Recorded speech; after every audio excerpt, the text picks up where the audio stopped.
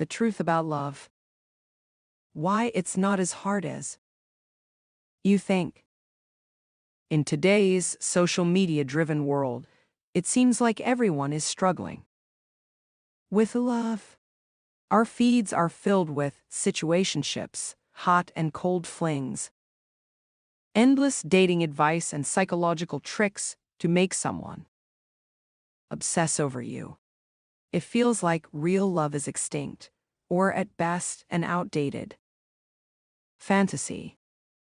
For a long time, I believed that too.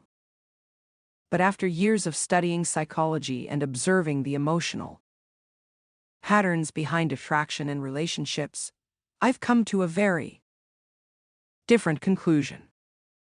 Love is not hard to find. We're just taught to chase the wrong thing. The problem, we mistake drama for love. From childhood, we're conditioned to believe in magical love, instant chemistry, butterflies, grand gestures. Disney movies teach us that love is meant to be dramatic and faded. Dating shows reward extreme emotional highs and lows. So what happens? We start confusing anxiety with passion. We crave intensity, not intimacy. We chase people who trigger our insecurities, not those who nurture our hearts. Think about the last relationship story you heard from a friend. Was it about peaceful affection and mutual respect? Or was it filled with decoding texts, analyzing tone, and strategizing what to say next? That's not love. That's emotional addiction. And real love, it doesn't come crashing in with chaos. It's something you build, not something you stumble into. The cycle, why we keep repeating toxic patterns. If you're constantly drawn to unavailable partners or emotionally exhausting dynamics, it's not random. It's psychological. The answer lies in something called attachment styles, a framework backed by over 60 years of research, including brain scans, clinical studies, and behavioral predictions. An attachment style is the emotional template your brain develops around love, closeness, and safety, usually formed during childhood. It affects how you handle intimacy, how you respond to conflict, who you're drawn to romantically, and why certain people feel irresistible even when they're toxic.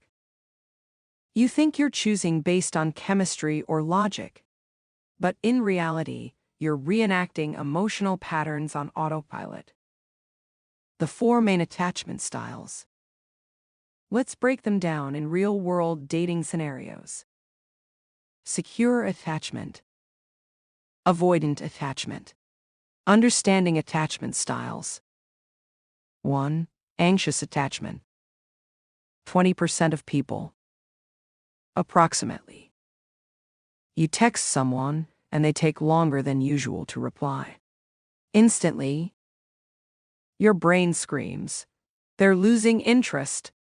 You reread every message, overanalyze tone, rehearse what to say next, and maybe even send a "just checking in" text while pretending to be chill. When they finally reply, you feel relieved, but only temporarily. Core fear, abandonment. 2. Avoidant attachment. 25%. Approximately. Things are going well. Your partner starts talking about the future. Maybe says, "I love you," but instead of excitement, you feel trapped. You start pulling away, replying less, focusing more on work or hobbies. You nitpick flaws and wonder if it's moving too fast. Core fear, losing independence/being engulfed. 3. Fearful avoidant, disorganized attachment. 5 to 10%. Approximately.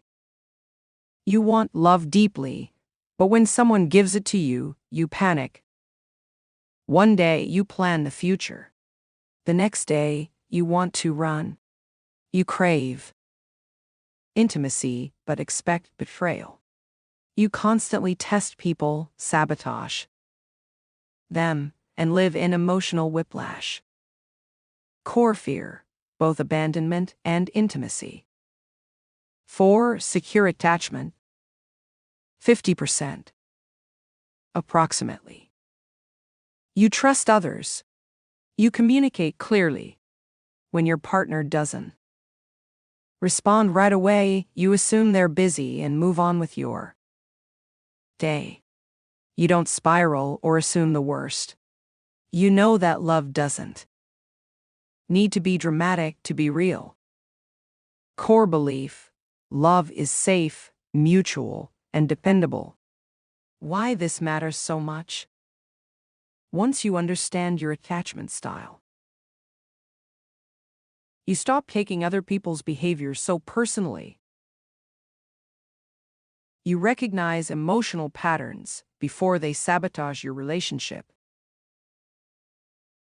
You stop spiraling and start responding from grounded awareness. It helps you answer, why do I always attract emotionally unavailable people? Why do I feel anxious in good relationships? Why do I get the ick when someone gets close? The answers are in your attachment system, and the good news is, it can change. The anxious avoidant trap, the most exhausting dynamic. This is the most common, toxic, and misunderstood cycle in modern dating. It goes like this. Anxious gives affection. The anxious person gives a lot of affection, which makes the avoidant feel special. At first, avoidant pulls away. But as soon as the anxious partner wants more closeness, I love you, let's move in, future plans, the avoidant pulls away. Anxious chases. The anxious one panics, clings harder, and starts chasing. Avoidant retreats. The avoidant pulls back even more, until the anxious partner gives up from exhaustion. Avoidant reappears. Then suddenly, the avoidant reappears with affection, reigniting hope. Loop repeats. And the loop repeats. For months, sometimes years. Both feel misunderstood. Both feel unloved. But they're not broken, they're just caught in opposite fear cycles. The anxious fears abandonment. The avoidant fears loss of self. So, how do you break the cycle? Option A. Become secure through inner work. Therapy. Emotional regulation. Communication skills. Boundaries. Trauma healing. Recommended, but time intensive. Option B. Date someone secure. This is the fastest path to healing. Secure partners don't play games. They communicate clearly. Reassure you when you're anxious.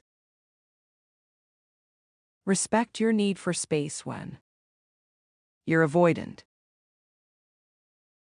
Don't ghost, chase, or manipulate. Being with a secure person rewires your brain to trust again. But where are all the secure people? They're out there, but here's the catch. 1. Secure people date other secure people. They don't tolerate drama or emotional unavailability. 2. You may reject them unknowingly. You've learned to associate chaos with chemistry. So when someone offers peace, your brain says, this feels boring. But calm is not boring. It's safe love. How to find a secure partner. Stop looking in chaotic places. Ghosting zones. Situationships. Let's see where it goes. Dynamics. Start looking where stability lives. Hobbies, communities, mutual friends. People who communicate clearly from the start. People with emotional self-awareness and consistent behavior. Final thoughts. Real love isn't a spark, it's a slow burn. You've been taught to chase excitement. But real love is safe, grounded, and emotionally mutual. It's not a game. It's not anxiety. It's not someone making you feel not enough, so you keep trying harder. Real love is peaceful, not performative.